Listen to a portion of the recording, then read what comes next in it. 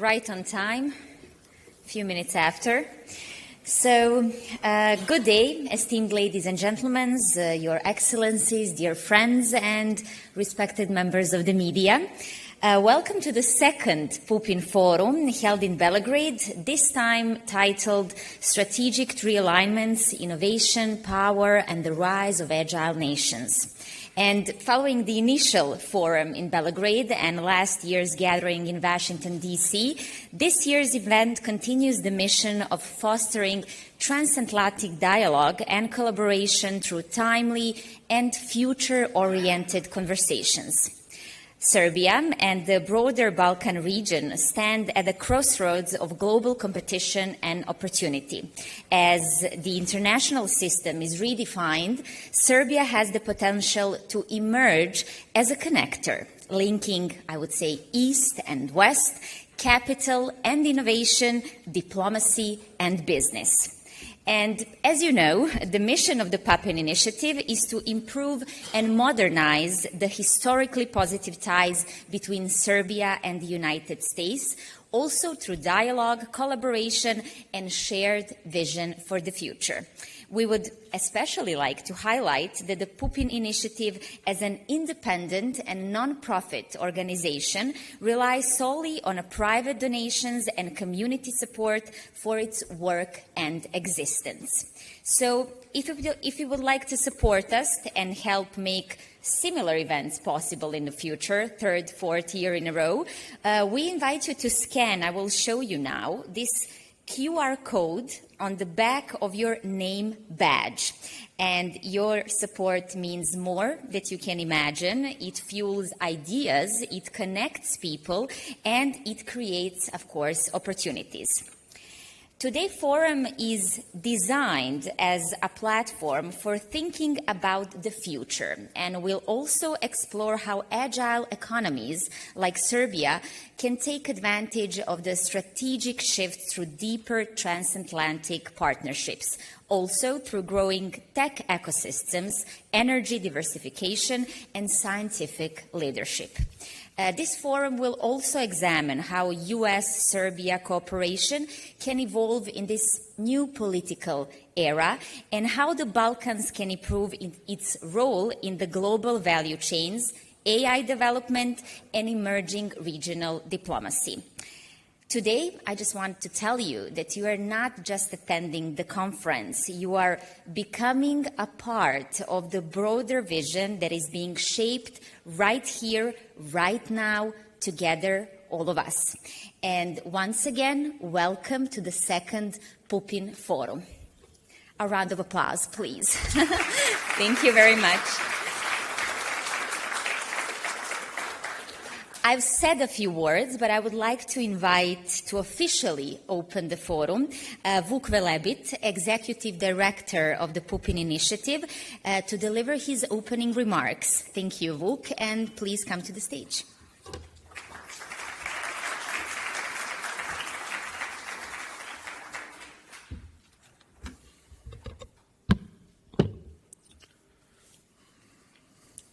Ladies and gentlemen, dear friends, I have the privilege of addressing you today and welcoming you to the second Pupin Forum in Belgrade and the third in total if we include the one we organized last September in Washington, D.C.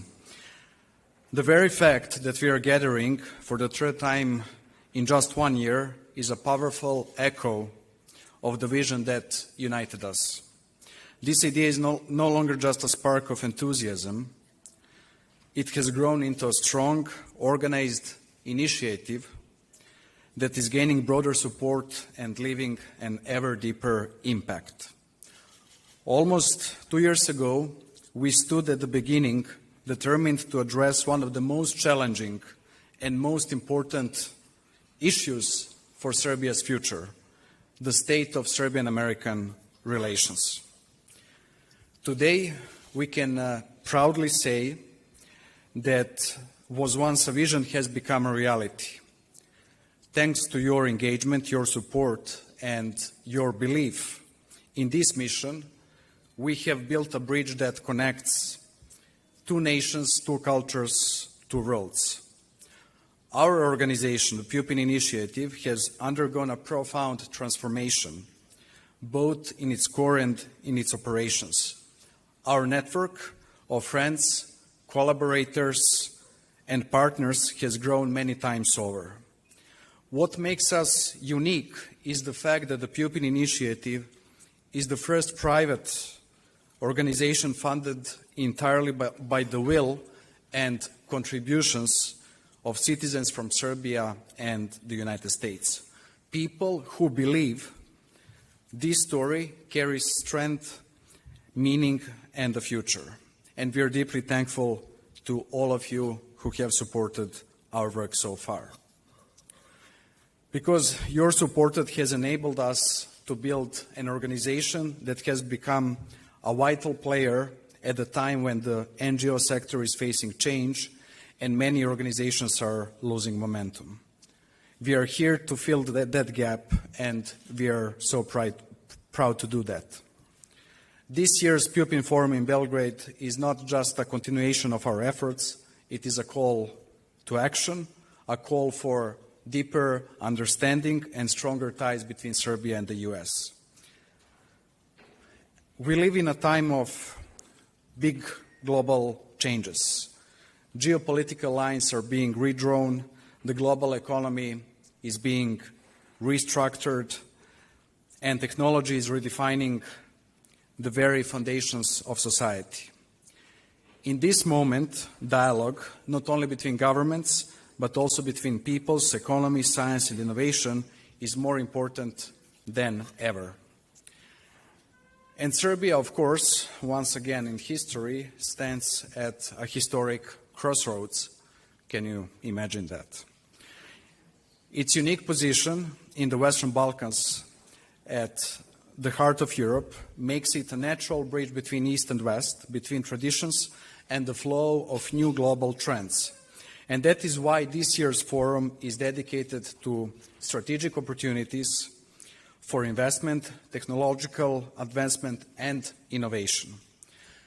Because Serbia must not be a mere observer of global change, it must be a shaper of it, a visionary partner, and a reliable ally in this new world dynamic. We are proud to announce that we will be joined by George Friedman, one of the world's leading geopolitical strategists, whose insights offer a profound understanding of the emerging global order and of Serbia's and the Balkans' role within it.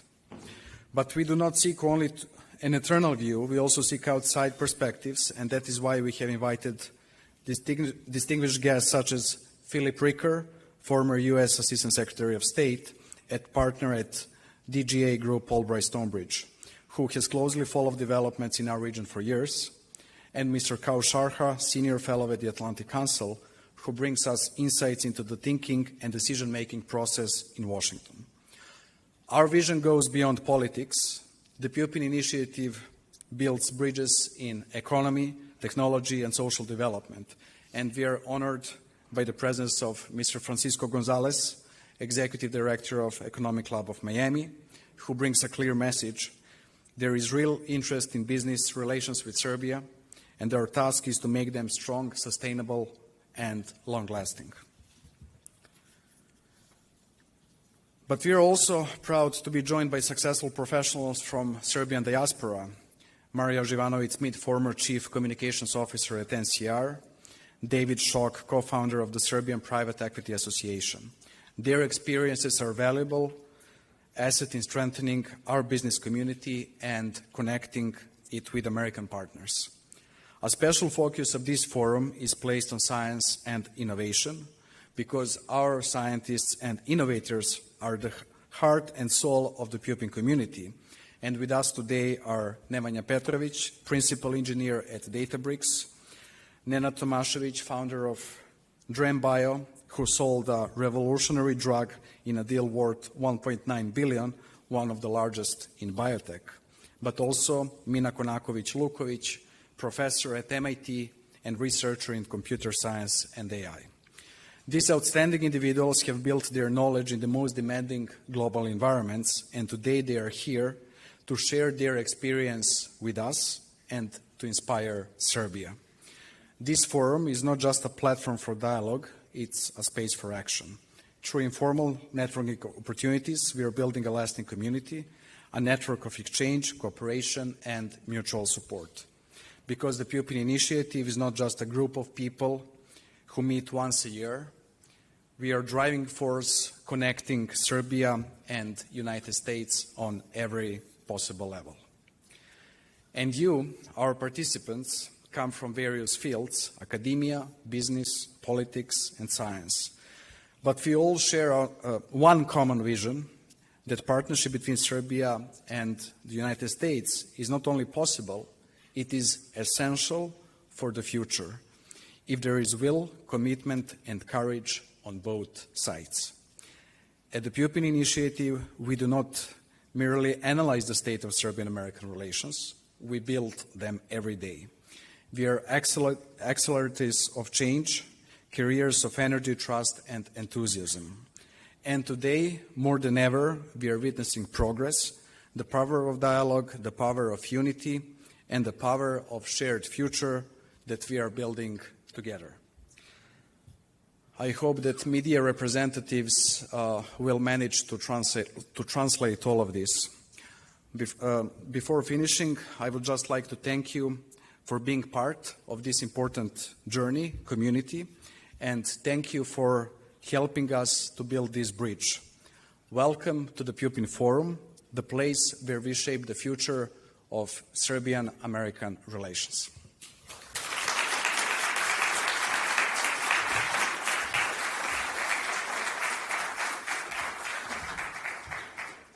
Thank you, Vuk. And it is now my honor to invite Mr. Alexander Titolo, Chargé d'Affaires of the U.S. Embassy in Belgrade, to address us and formally open this year's Pupin Forum.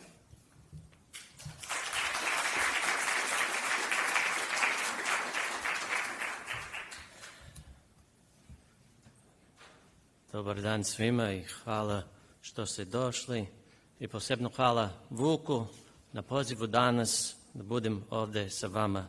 Meni je velika čast. I promise I'll switch to English now, but I always think it's important as a diplomat to pay respects when we can in the local language, and I sincerely want to thank Vuk and his team for everything they've done to bring us all together today. It's really a pleasure, especially because this is an exciting time in the U.S.-Serbia relationship. For those of you who have just arrived in Belgrade or maybe have never been here before or haven't been here in a long time, for those of us in the embassy who live here, I think half the embassy is here actually today, I can tell you there is definitely an air of excitement in the city and this country about relations between our countries and the great potential that's in front of us. There's a sense that we need to grasp this opportunity and translate that potential into concrete outcomes, some of which Vuk outlined in his opening remarks. And we don't want to miss that chance. So while I recognize that we're still in the relatively early stages of our new administration in Washington, I think we have more than enough information already to start talking about how to translate this opportunity into action. So as one example, recently there were events in Dayton, Ohio, and our Deputy Secretary of State, Christopher Landau, was there, along with many regional leaders, including the Serbian Foreign Minister.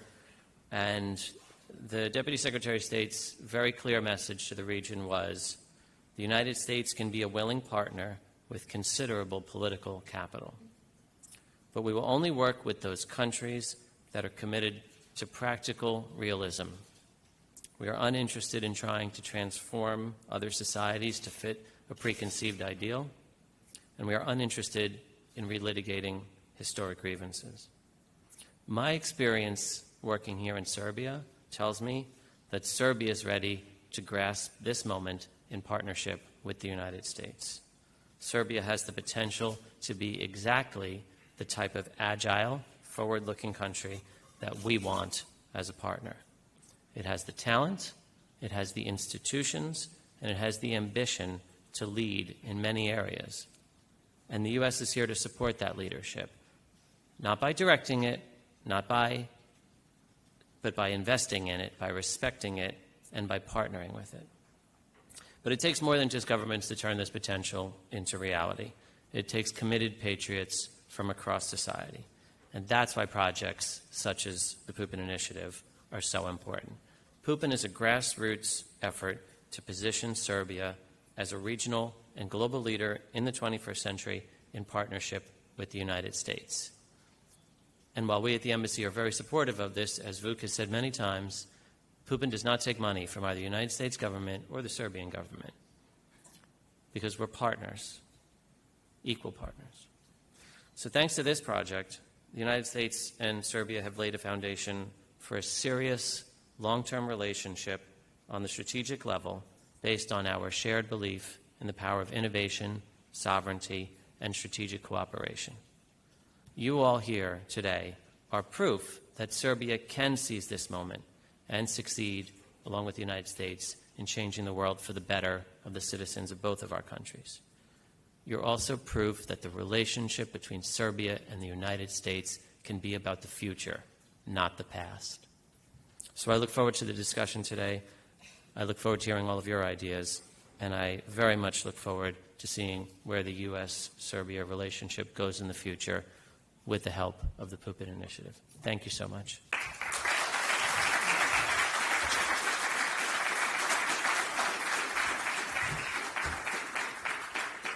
Thank you, Mr. Titolo. Our next speaker today is Dr. George Friedman, an internationally recognized geopolitical strategist and best-selling author of more than a half dozen books, including The Next 100 Years, The Next Decade, and his newest offering, The Storm Before the Calm. Be sure to read the last one. So Dr. Friedman is the chairman and the founder of Geopolitical Futures, an online publication dedicated to explaining and predicting the course of the international system. Before starting Geopolitical Futures in 2015, Dr. Friedman was chairman of the global intelligence company Stratfor. He lives in Austin, Texas, so please help me welcome now in Belgrade, on this stage, Dr. George Friedman.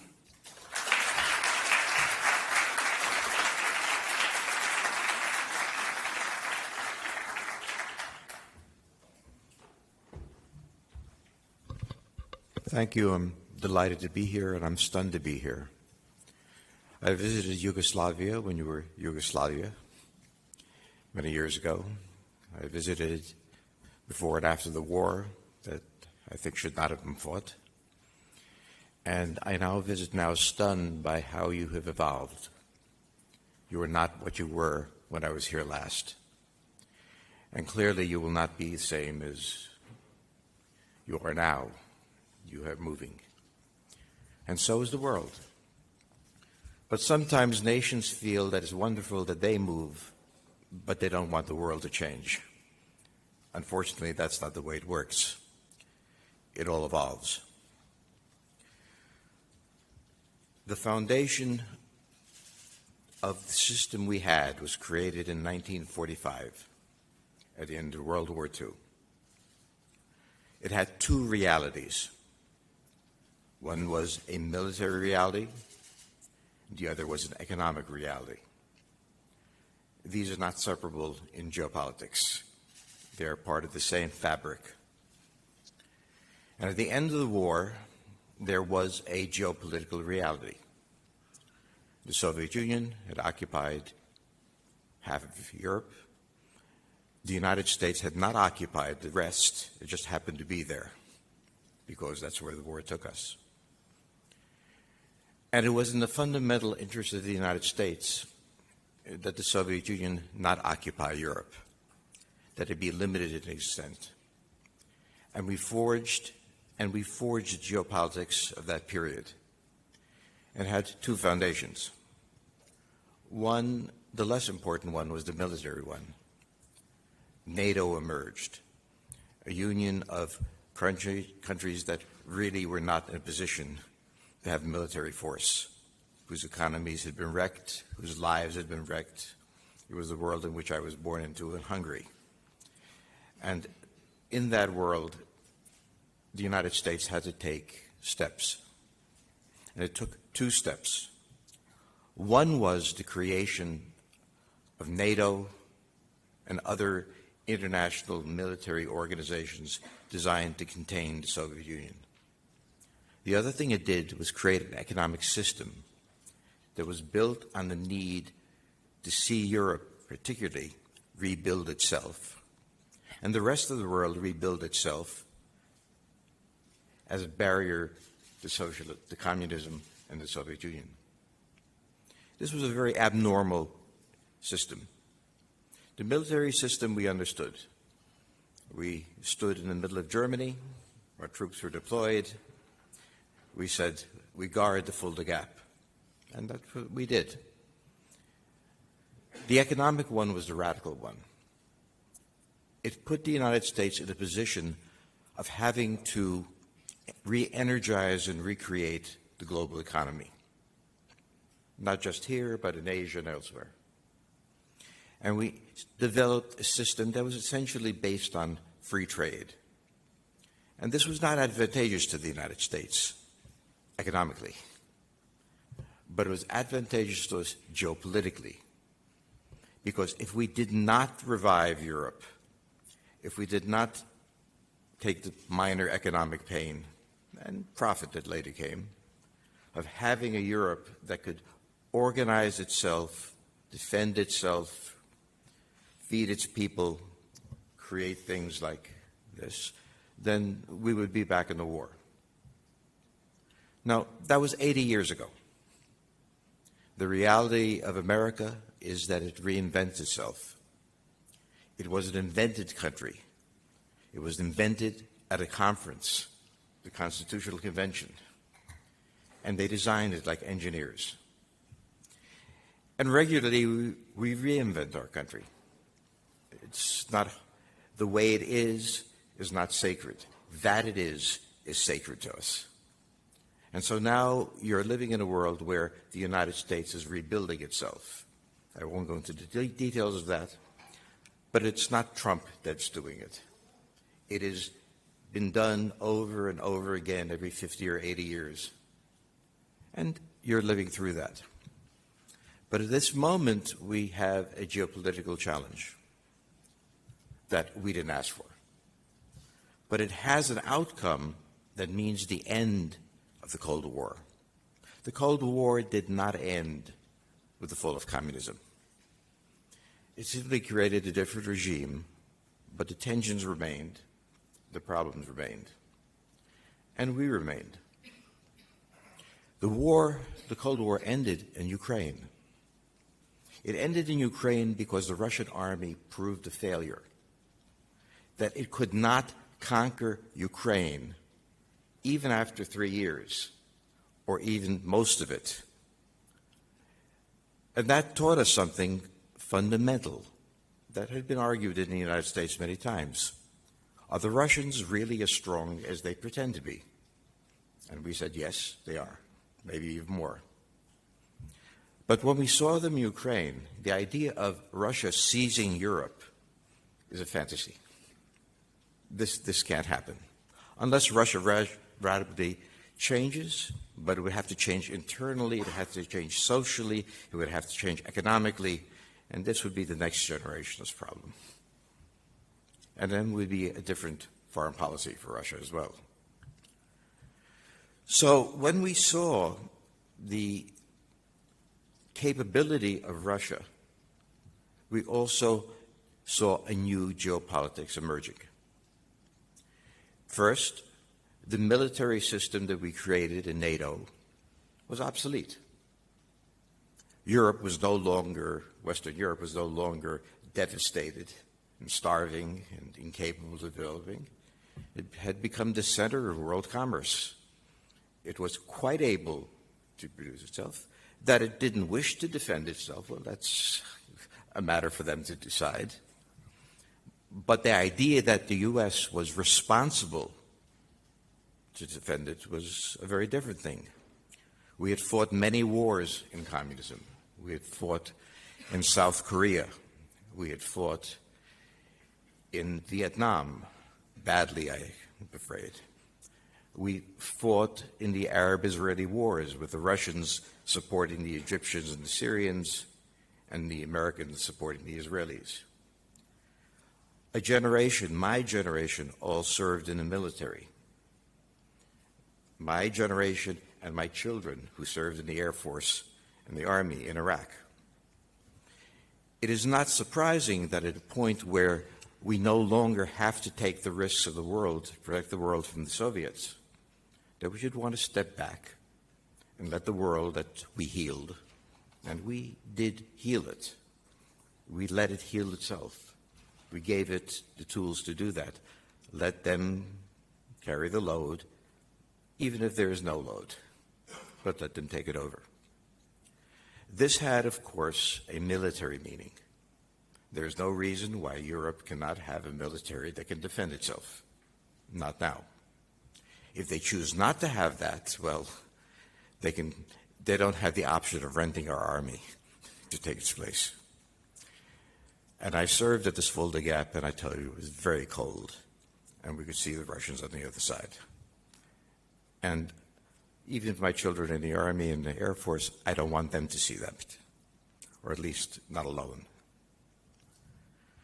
The economic dimension is the same thing. The economic system was created based on free trade, the foundation of the American dollar being the pivotal currency, which has advantages to the United States, but also makes us very dangerous sometimes in their condition. So at this point, we are going back not to breaking the norms, but reestablishing them, because 1945 tariffs were commonplace. They were the normal process whereby nations defended their economies as necessary. And so what is happening now is reality is emerging, just as the reality of what is underneath Serbia is rising to the top, just as the potential of Serbia is showing itself. It's not something that wasn't there, it just couldn't show itself. In the same way, the new reality is showing itself. Now, you might think that the way we do it is unpleasant, but I can assure you that if Donald Trump hadn't been the president, the next president would be doing this. He would be examining his relationships with China. He would be examining his relationships to Europe. He would be examining all these things. He may do it more politely, but we're Americans. I'm from Texas. We understand him. And that's really more important than if the world understands him. But what he's trying to do is limit the exposure of the United States to the tensions of the world. If something happened in Africa, if something happened in Asia, we had to be there. And we gave many lives in being there in many places. But we live on a continent that has two oceans, and unless Canada wants to invade us, there's nobody who can. We are at peace, and the normal condition of the United States was called isolationism, but it was really a geopolitical reality. We're in the Western Hemisphere, you're in the Eastern Hemisphere, and we had to come to the Eastern Hemisphere. But it wasn't for a visit, it wasn't for a trip, it wasn't for fun. So the world has grown just as you have grown dramatically.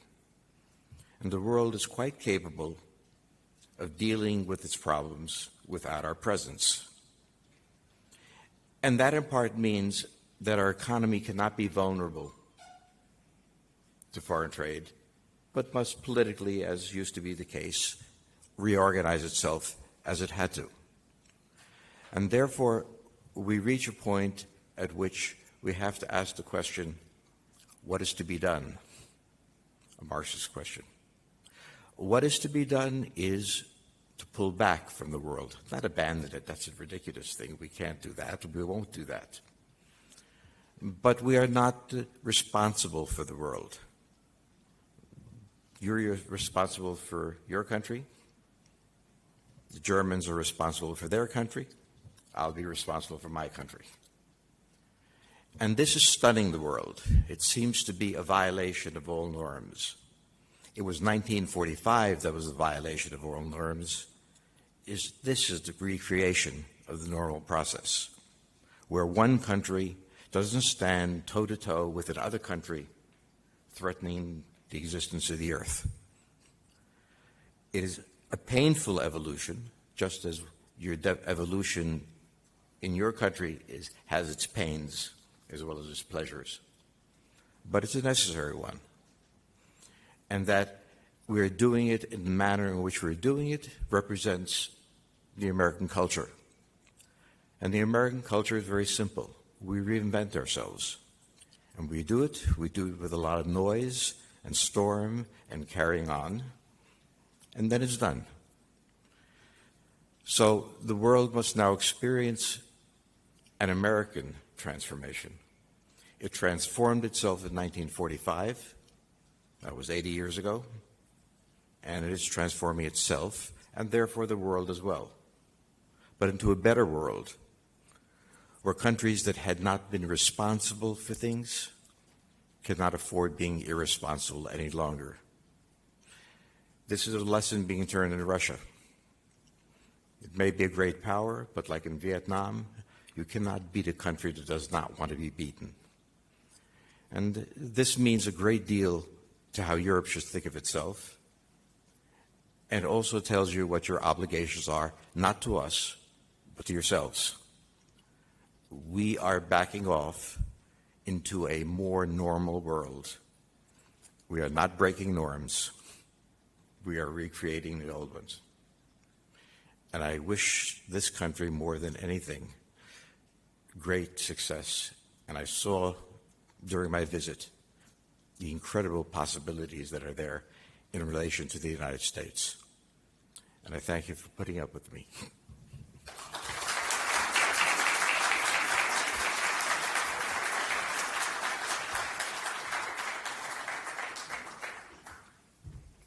Thank you, Dr. Friedman. We now move on to our first panel discussion titled The Balkans and the World, a strategic outlook in an unstable era. And this conversation will look at how the Balkans can stay relevant and take a stronger role in the new global order. So please join me in welcoming our moderator and panelists to the stage. First, this panel will be moderated by Misha Savic, journalist at Bloomberg. Please join me on stage. And a bit of applause for Misha. Thank you. And this panel will feature three distinguished speakers. First, Ambassador Philip Riker, a partner and lead of the Europe and Eurasia practice at DGA Albright Stonebridge Group, based in Washington. And he's also a former U.S. Assistant Secretary of the State. He also served as an American diplomat for more than 30 years. Welcome.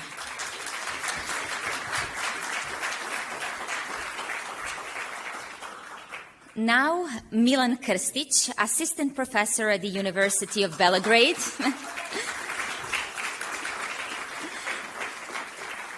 He's a leading academic voice on Serbia's foreign policy and regional cooperation and a Marshall Memorial Fellow.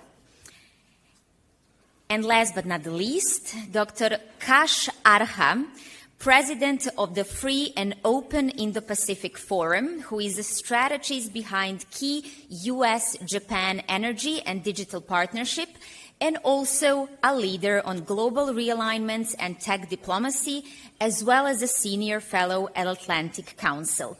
Applause for Dr. Arha. You may start, and thank you. Enjoy this panel.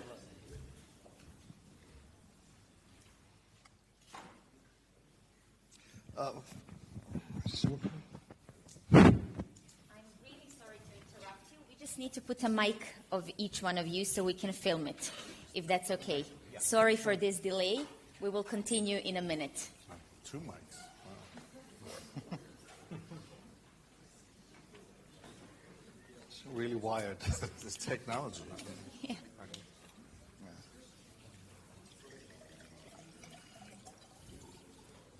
Thank you very much. You can continue. Thank you. Thank you. So our first panel apparently kicks off with two locals and two dignified visitors, which is so appropriate for the global symmetry to which we all strive. And the topic, as you've seen, or the first panel, will try to pin down this location, its strategic importance in the ever-changing world that now seems to have more moving parts than ever. Some call it uncertainty, some call it risks, others applaud it.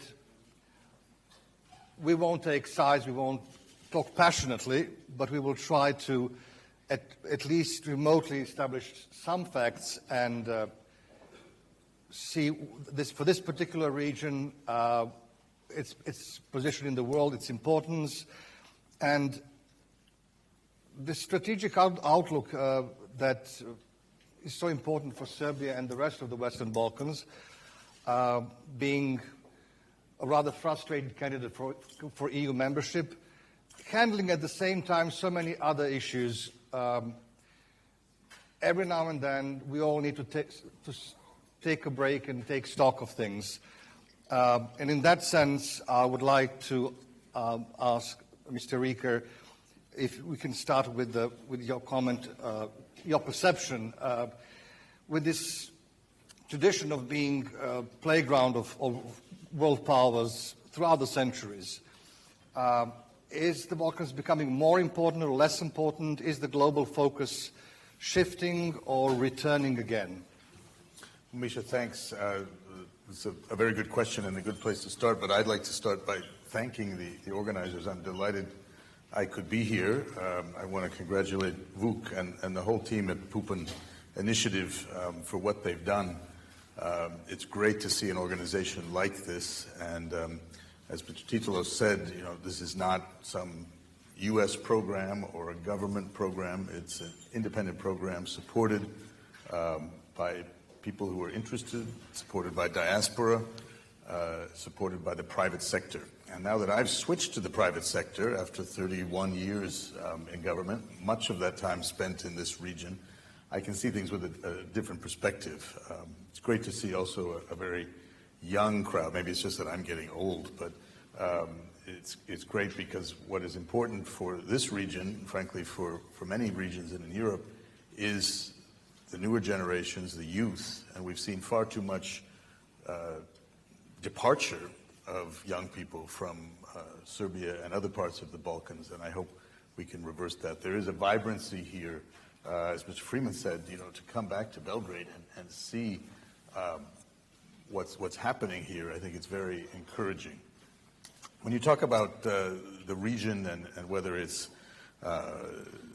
relevant or its importance, I think it is good to think about where we are exactly 30 years since the Dayton agreements, when Richard Holbrooke, sometime mentor of mine, a great diplomat, was very involved. Chris Hill, until recently ambassador here, of course involved in that. And that was a time when the Balkans dominated the news. That was the key part of our foreign policy. For Madeleine Albright as Secretary of State, the Balkans was a major issue. Of course, the Middle East was as well, and we had the Israeli ambassador here, and still we have issues there that need to be resolved, and certainly in this region as well. So it's, I think, a mix to see how far the region has come in 30 years, but also how many things still haven't been done. I think we've made some real progress on NATO, which is, again, what the United States focused on in terms of bringing security to the broad region, the transatlantic space, and provided for 80 years, 8 decades of remarkable stability and security, which allowed the broad space, including our side of the Atlantic, to have a level of prosperity that no one would have imagined in 1945 or 1947. But we do have to keep it in perspective, and I think this region has often thought of itself perhaps as more important than it is. This is a critical frontier, in a sense, for Europe. I don't think Europe, in terms of the EU and some of the great powers of Europe, have lived up to their promises and obligations in terms of integrating this region into Europe.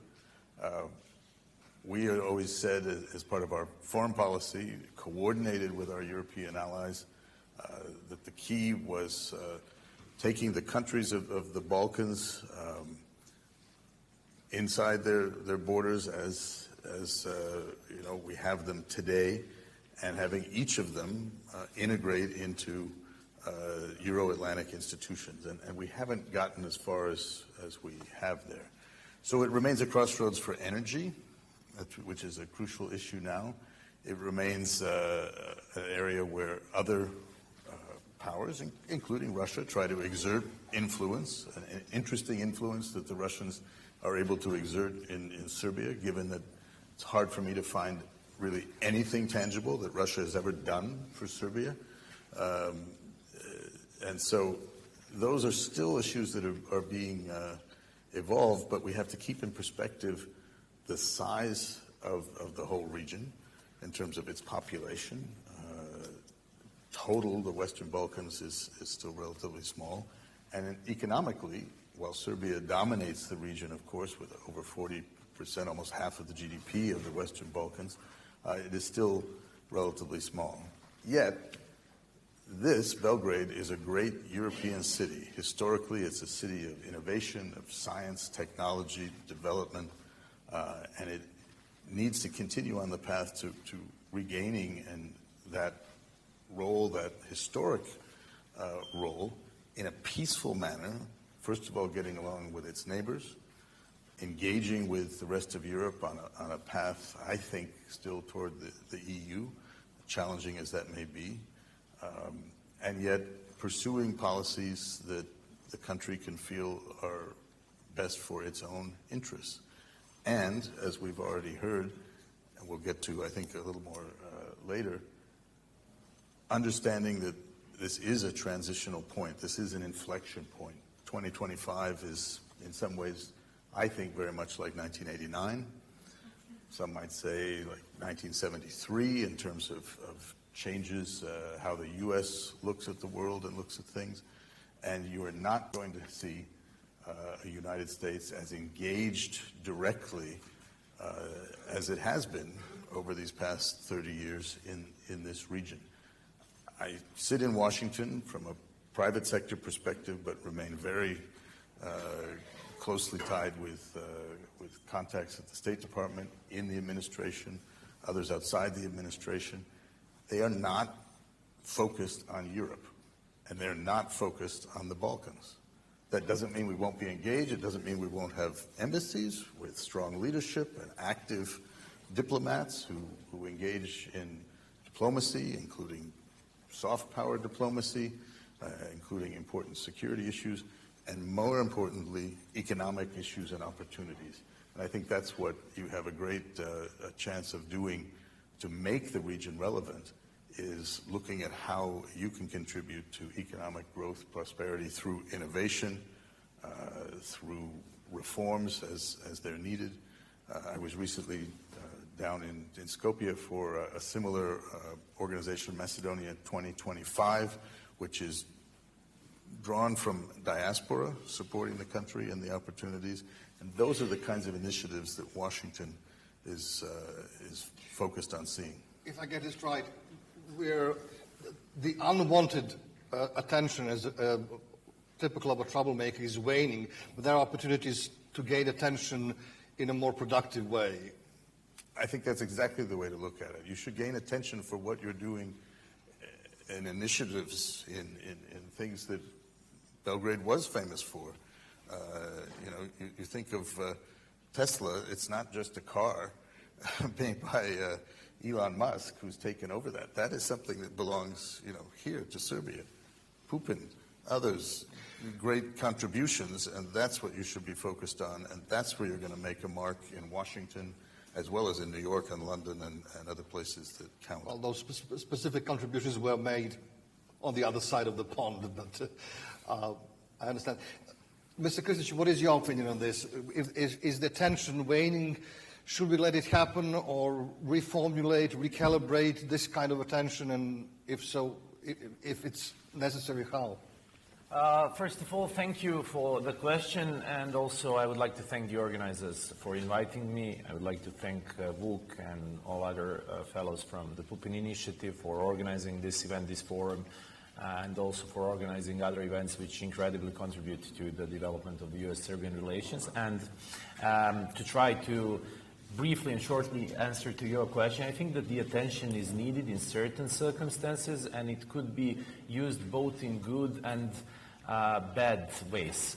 Unfortunately, I think that currently in this region we are witnessing the misuse of the, I cannot call it the attention, I cannot call it the fact, but I can call it the perception that the Balkans is a crossroads and that the Western Balkans is a battlefield for the competition between the great powers, which is to a certain extent, and I acknowledge that it is an internal yard of the European Union. In that sense, it's a place where different influences meet. That's a fact.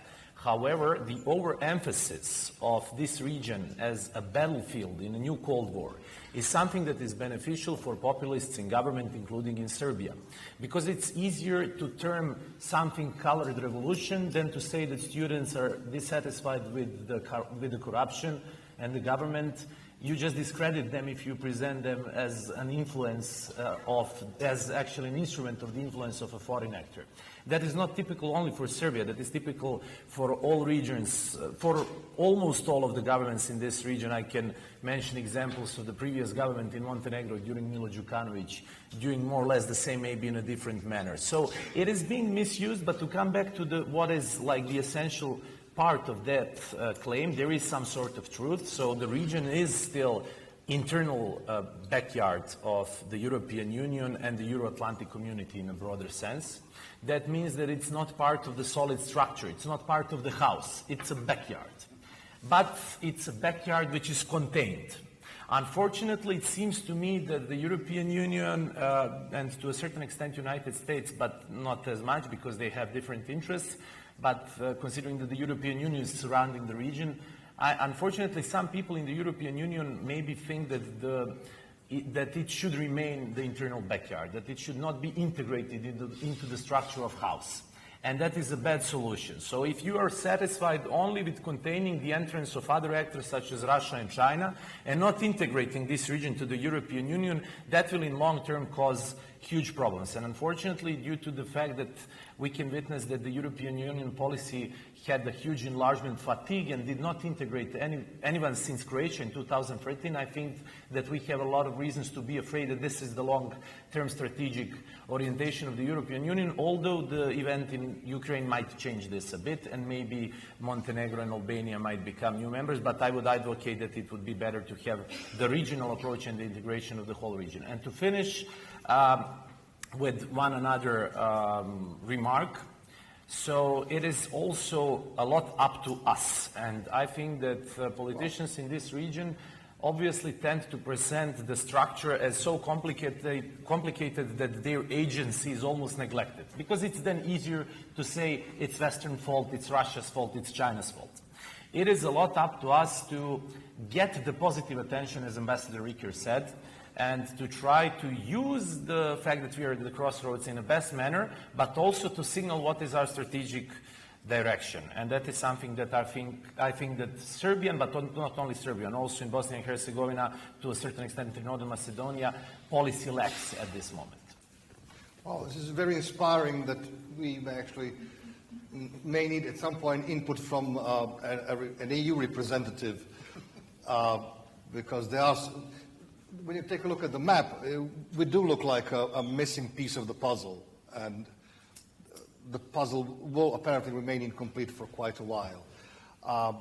In that sense, if the overall attention may be waning, and this would be a question for Mr. Arha, you're an expert for Indo-Pacific, and you have a very broad understanding that allows us to ask you a question of comparing this particular region with some others in the world. How would you gauge the weight and the amount of international attention that we're getting compared to some other areas?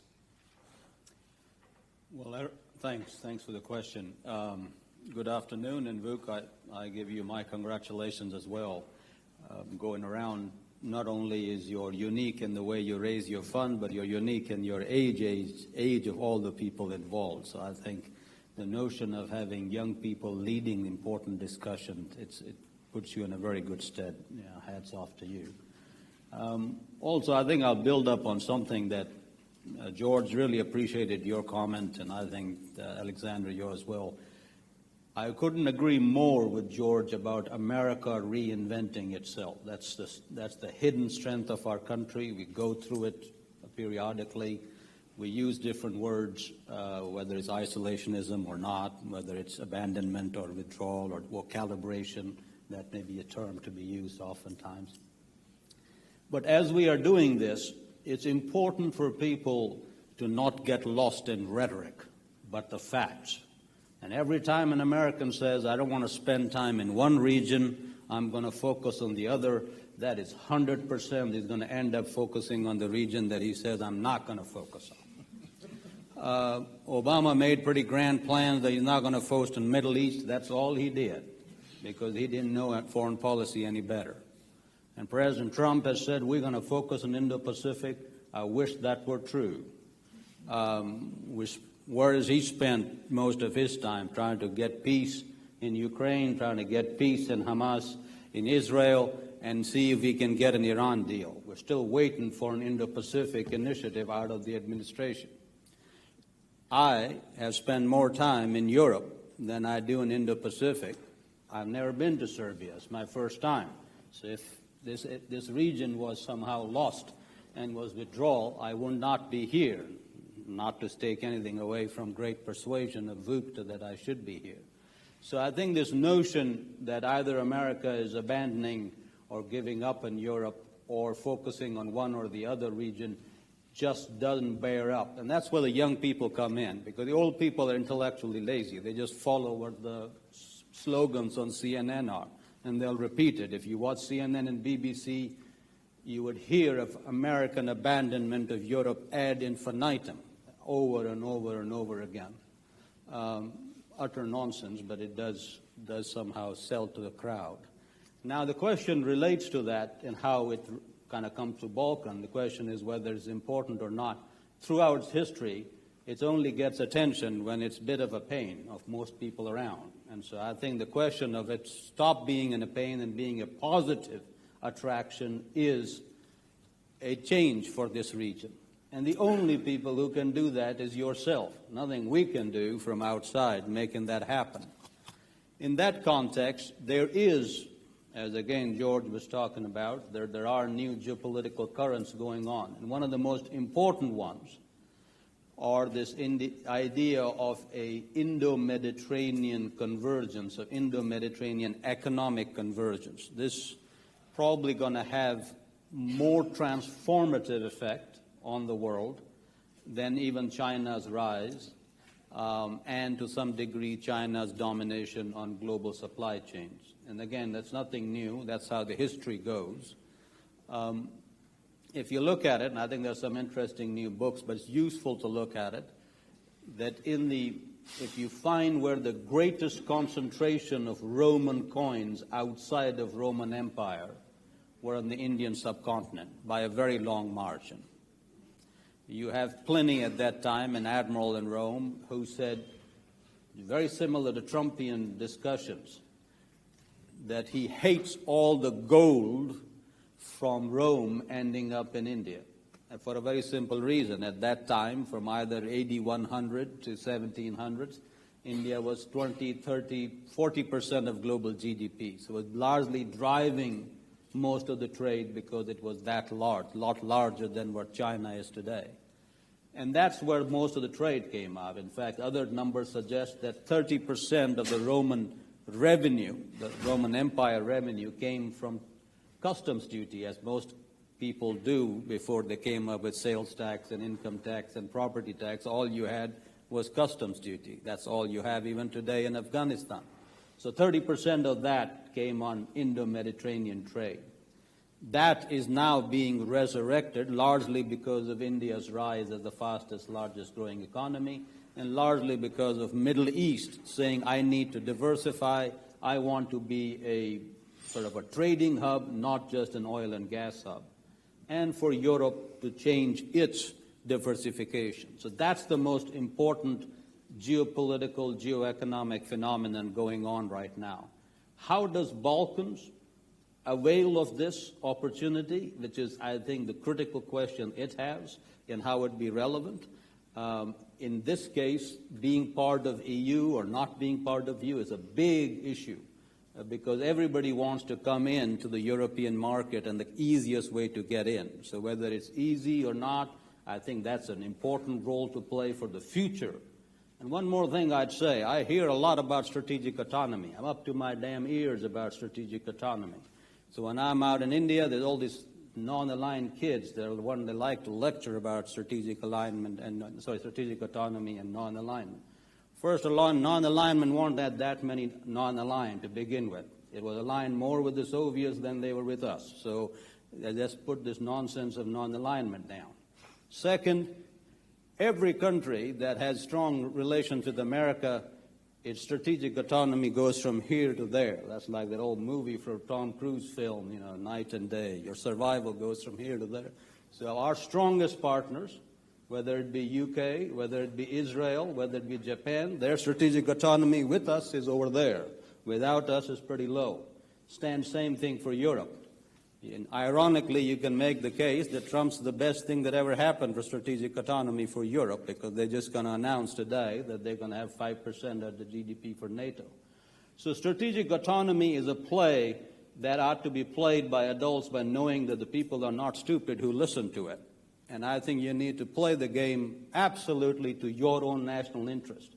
And I think Balkans' national interest going forward for everything that I just talked about would lend itself a lot stronger if it balances strategic autonomy more with the U.S. and Europe in its own national interest as it goes forward.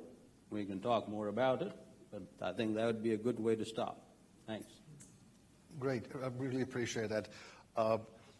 Which brings us to the question of adjusting to circumstances. And, well, if anything has proven over the last 5 months, that's the volatility of certain U.S. capital. Mr. Ricker, you mentioned that you remain in touch, of course, with your former colleagues at the State Department, even though you're in the private sector now. Much of the world is vying for Washington's attention, I mean the Trump administration. Belgrade's position is presumably not bad, but we don't have hard proof for that. How, not only Serbia, but Serbia and countries like Serbia, what would you advise them as the best approach to these volatile times and the shifting priorities? Well, I'll start by saying I think for far too long, countries certainly in this region, but more broadly in the world, have tried to portray or interpreted, or their publics have interpreted, the media has interpreted, that their standing is based on whether they have visits or phone calls or who they can be photographed with.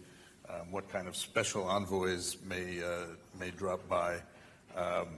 That's very much a game. I think what they're focused on in Washington now is a lot of changes when it comes to the government as a whole. You've seen the dramatic, I think sometimes unnecessarily so, and somewhat cruel, in the approach.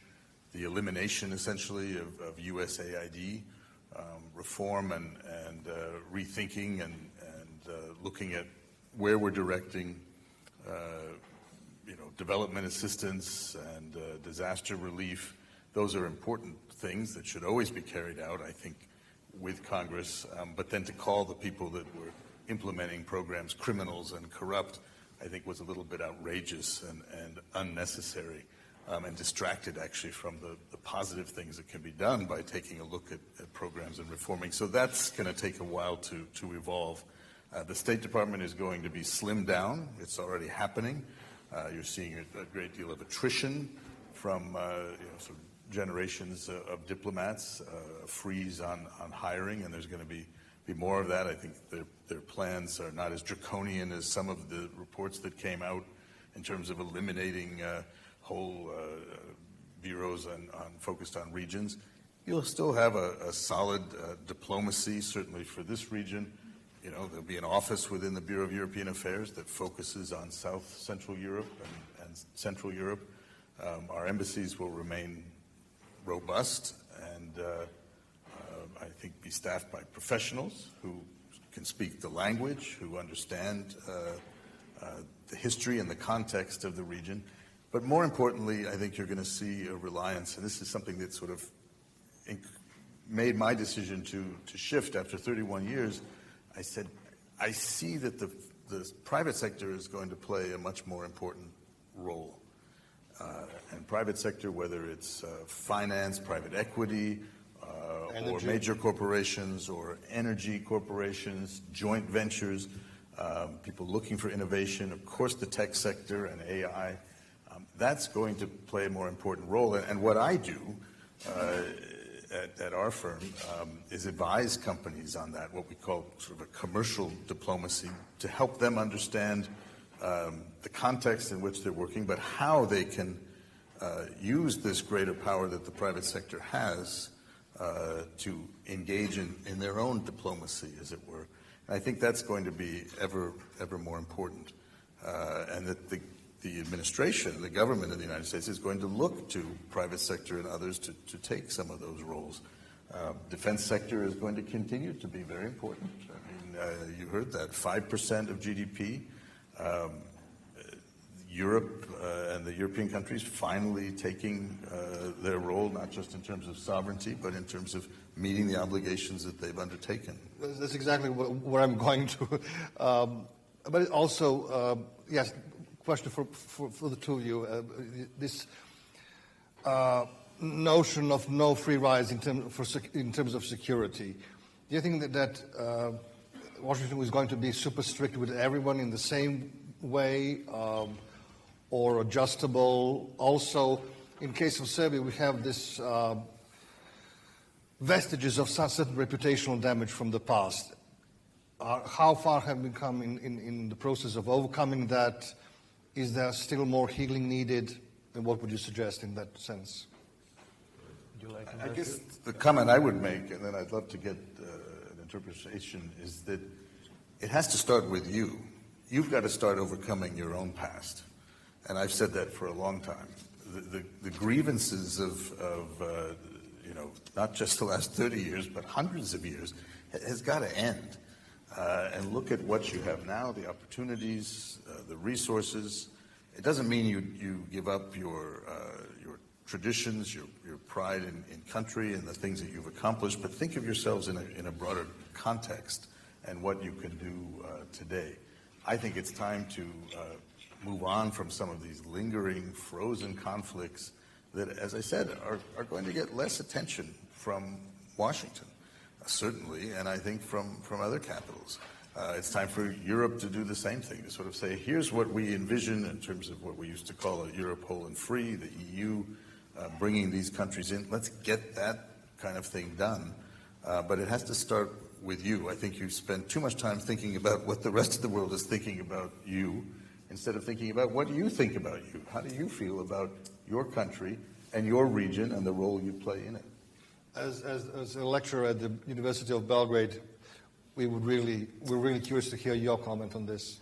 Thank you so much. I would like to use this opportunity also to make a commercial for my coming book, which is which is basically on Serbia's stigma management. So how Serbia aims to overcome the burden of the past. Now it's okay. Exactly. No, but and it was actually a really good opportunity to refer to this. That was part of my dissertation, and I built on it. I don't have obviously enough time to go through all of the aspects of this book, but when it comes to the current situation, I believe that the stage of the regional relations in terms of Serbia and Croatia, Serbia and Bosnia and Herzegovina, and so on and so forth, Belgrade and Pristina, is still to a certain extent important for the image of the whole region, but not as important as it used to be. It is important in the regard, it's important that we do not have an open conflict, that it's important that the normalization, some sort of normalization, is still on the way.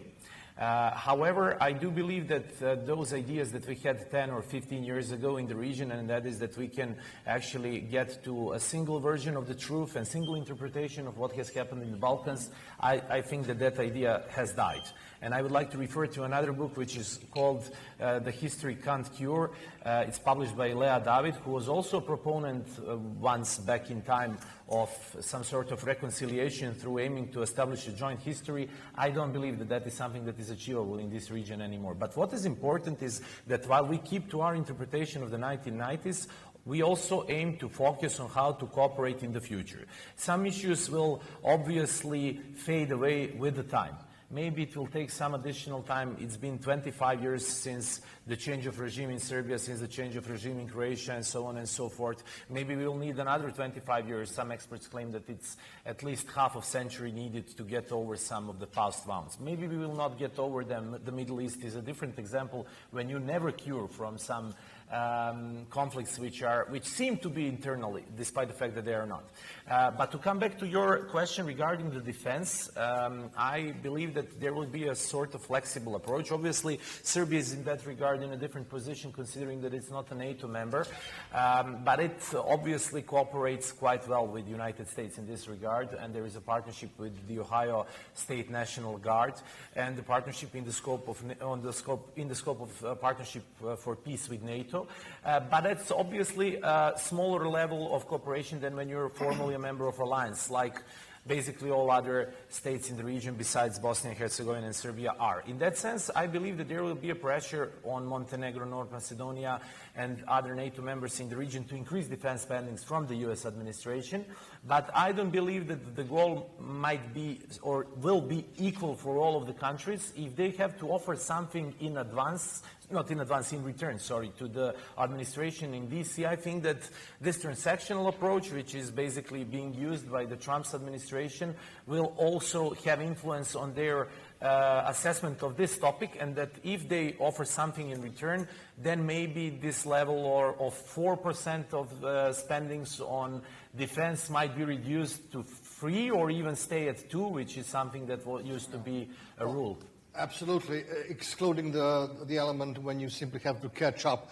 If everybody's increasing their defense spending, then with or without request, you have to kind of catch up. And it's important to add that the concept of defense spending, particularly as we look at these higher levels, is a broader concept now. You know, defense is very hybrid, and it could be the infrastructure that contributes to defense. We've seen debates already escalating, yes. Rail, these kinds of things you've been talking about here, but also the AI, the tech.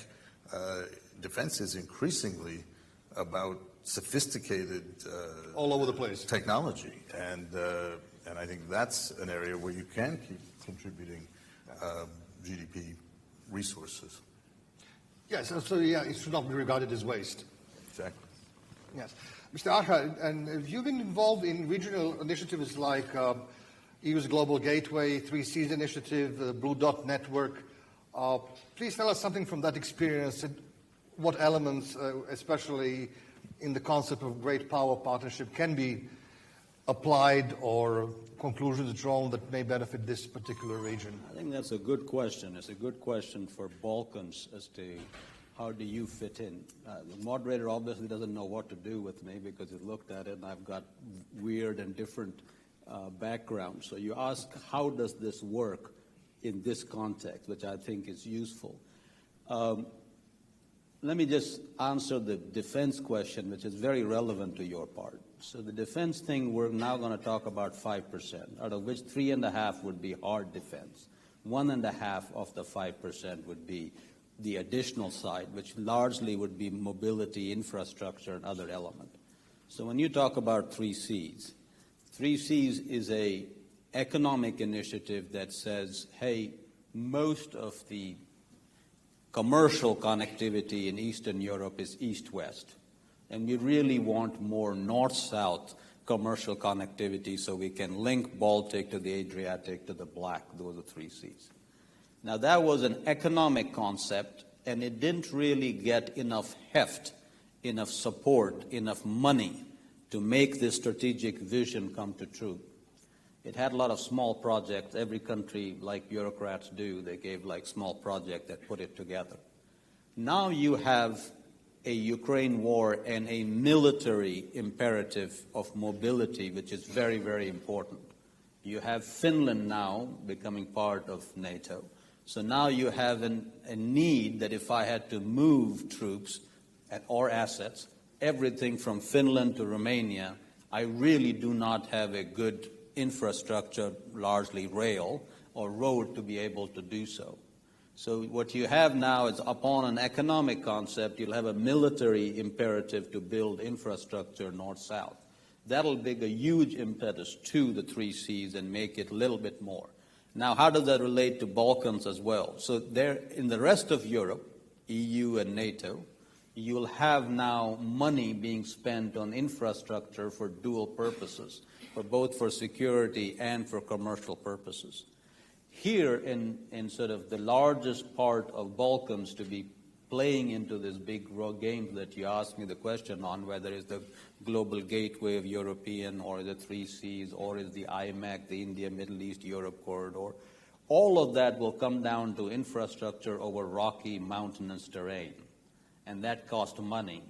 That again talks about getting over the old grievances, getting into closer to EU integration. Otherwise, the infrastructure that needed to bring the Balkans within not only the European sphere, but to give actual credibility to this term where East meets West, as Vuk mentioned in his opening comment, you will need that. And I think you have good partnership there, because Hungary, in a similar situation, you're a good neighbor to the north that you get along with, you have good relationship with. Hungary is a landlocked country trying to figure out, how do I play in this growing convergence between Indo-Mediterranean. Italy, is being a big deal, and Trieste on the Adriatic side. But Athens and Thessaloniki is also arguing that they should be the main player. If Greece is going to be a main player, it really just largely going to serve the Balkans largely, because otherwise you can go to Marseille, you can go to Trieste, go to Central Europe a lot quicker than otherwise. So, but you need to work within this system, as you said, of, this 5%, 3.5% hard, 1.5% sort of associated expenses, and see if you can target more infrastructure connectivity so that you're not just going all the way to Beira, that you're not only going to Reka, that you not only can go to Trieste, that you can make a better connection to Bucharest and to sort of Black Sea, that you can play in this game of both the India, Middle East, Europe corridor and the Central Asia, Caucasus, Europe corridor. So I think that's where the game is. Everything else is fine. I share my sentiment with my friend Philip, but I'm less concerned about what the State Department is doing and what the State Department's office and how it is, and sad to hear that we closed our AID office here. It's more whether the industry is and where you are going is more these sort of things which actually play a bigger role than State Department, particularly under a Trump administration, because nobody is least interested in filling positions. So forget about, whether the state is stacked up or not, but he himself is committed. And back to the reinvention of George's point, we Americans are inherently missionaries. We kind of like to have our mission and we kind of get on to it. And with all the isolationist talk of Trump, he's a missionary himself. He spent a lot of time and effort in his first Trump administration with North Korea, trying to fix the North Korea issue. He's spending a lot of time and effort in this go-around with Ukraine, with both on Iran and on Hamas. And so I think there is if you make an economic case, irrespective of what the other top-line diplomatic is, I think you've got a strong point, and technology partnership and the military partnership that the U.S. has with this country is a very good foundation to build upon. And that exactly leads to that point that the private sector has got to be a part of that, and it comes back to what has become my catchphrase. I think was certainly something I was feeling and frustrated by when I was still in government, but I tell them, and particularly in this region, get things done. let's do it. There's been so much talk about things for years now, decades now. Let's get these projects done. 3Cs is an excellent framework in which to encourage cooperation among countries. That's going to take private sector engagement.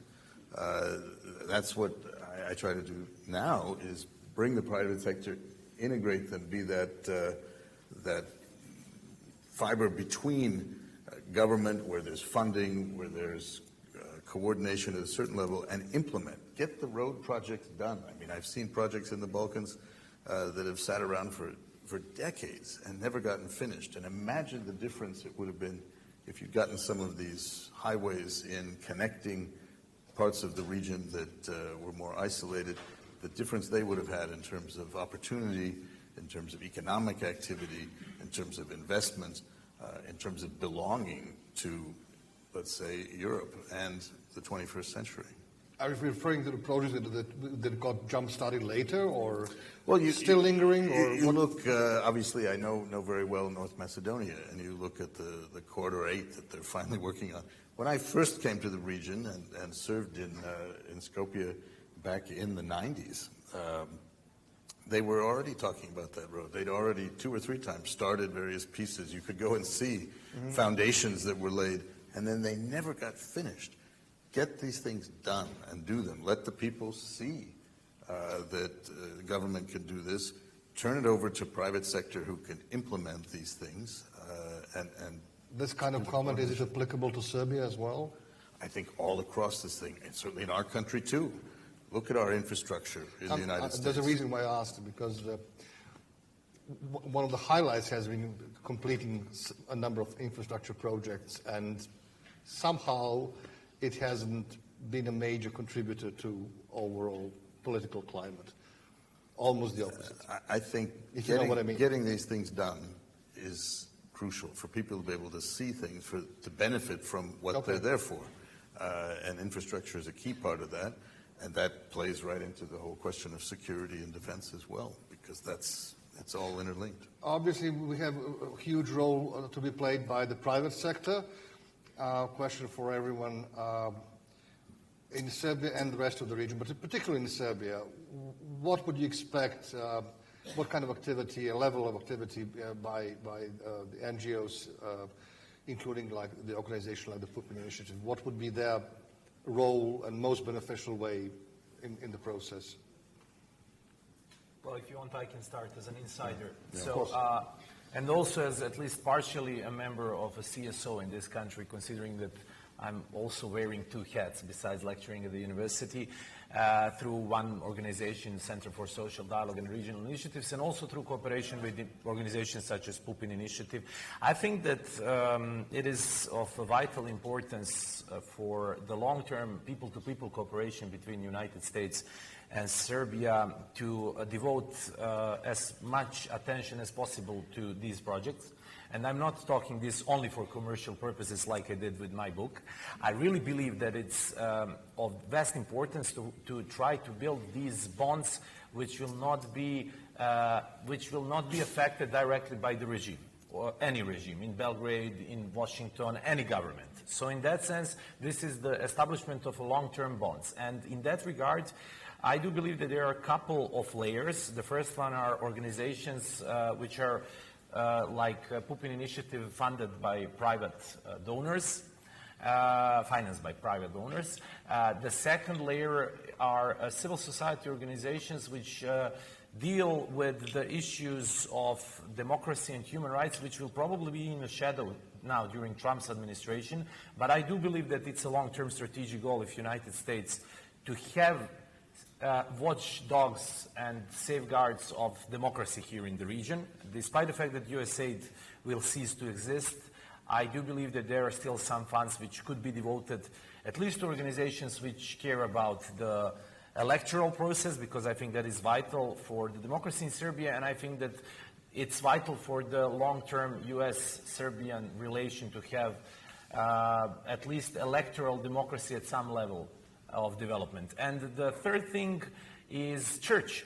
And in that regard, I believe that the fact that the new ambassador, Mark Brnovich, who is appointed for who is actually, he waits still the formal appointment of the Senate, but was appointed by the president. Yes, nominated by the president.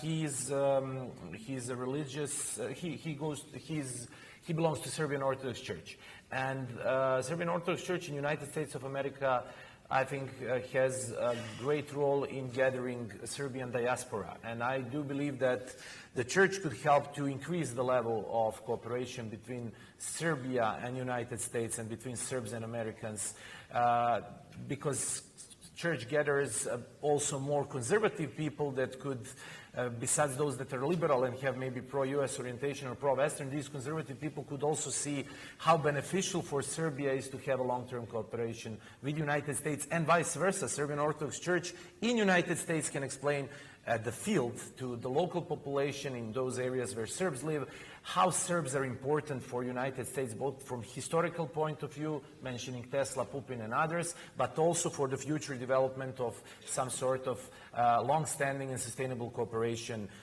in the region. I think it's useful when you talk about economics to go where the energy is, as opposed to creating new issues. So I think it's really important. You go out, and I go to pretty much all corners of the world, other than perhaps not as much in Latin America. But the main issue is, don't worry about what you don't have. You got to go with what you do have. And I think in this particular context, you do have a relationship with America on tech, which is where America is strongest. Okay. And where you have the ability to be a clear leader in not only within your region, but even the bigger part of Europe in this goal. So I think that's a clear way to lead. So that's now, in America also, we're transitioning to being the leader on the sort of tech side of logistics. So, not just the physical end, but the tech side of it. So let's just park that for a while. I think the military investment in Europe broadly, and Serbia in particular, would be a really good, rich opportunity to work on. The second, you've got, and just not to just give these comments, I mean, another important thing you have is the Danube River. To turn Danube River into a commercial thoroughfare, that it makes an advantage to you all the way from Germany to the Black Sea, I think it's an important area. Serbia at this moment hasn't been a leader in that context to make this thing happen. The other important thing I would suggest, if you're really serious about it, then you need to come up with a regional initiative in which Greece, Hungary, and Croatia and Italy have a role to play with you, saying how can we make that's the biggest deal. Everything else is tippins. We can go around talking like this till sun comes down. But it's a regional initiative with these three corners, because that's where the entry point for all your traveling. And say, okay, we want to work together for our collective benefit, and let's see where the Americans and the Europeans fit in. And there may be instances where the Chinese fit in. I mean, I don't know. I mean, there may or may not be, until hopefully that the train depots don't collapse and there are better ways to do things than they are. But you can have it. So, but that's an important way to look at it, and that's the initiative that when I and Phil talk about why do you want to get attention, what do you do, what's the positive thing you can do, those are the kind of positive things you can do. And it'll have a remarkable impact, not only on your region and your country, your leadership of your country, but a tremendous interest from Europe, America, and from India, Japan, South Korea, all these places. This is excellent and reminds me of when preparing to moderate this panel, I was amazed, well, it kind of got reminded and amazed again, by how many countries in the world all see them, like more than 80%, I would say, as being at crossroads or a bridge between this and that, and some countries actually are.